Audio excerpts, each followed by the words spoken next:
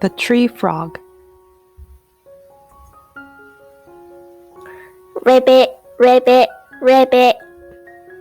At the small pond, the tree frog was singing and having fun. The mother frog, who was raising her naughty and prankster frog son alone, sighed when she saw him.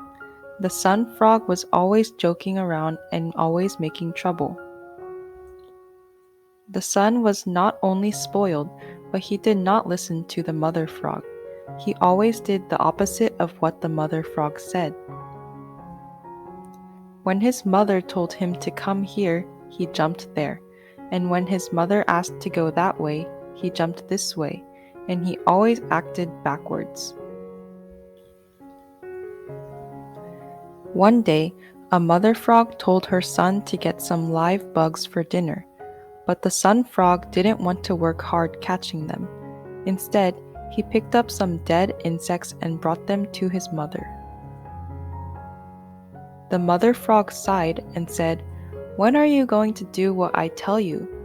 The son said, I like to do the opposite. Ribbit, ribbit, ribbit. Ha ha ha. He didn't listen to what his mother was saying, and he always did the opposite. The mother frog worried about her son and became ill. She couldn't eat or sleep for a few months and eventually became very thin. The mother frog knew that after she died, the only frog to bury her in the mountain was her son Tree Frog.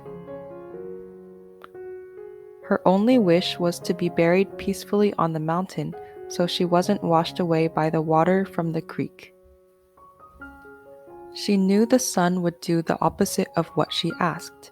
She had an idea and called her son one day and said, "Son, I'm very sick now, so it seems difficult to live any longer. When I die, bury me by the creek. Don't bury me on the mountain." Of course, Mom. The son said without thinking. Then he just went out to play with his friend.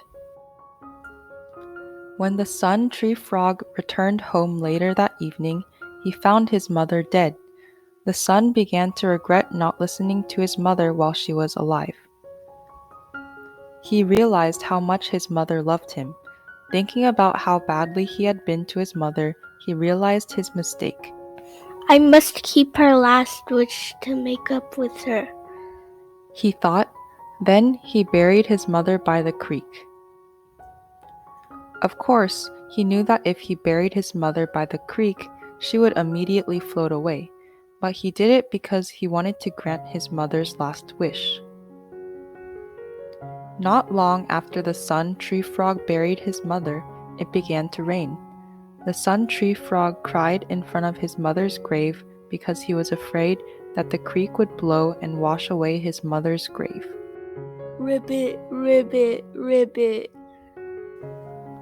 Since then, the frog has always groaned and cried when it rained, and people who don't do what they are told and do the opposite are called tree frogs.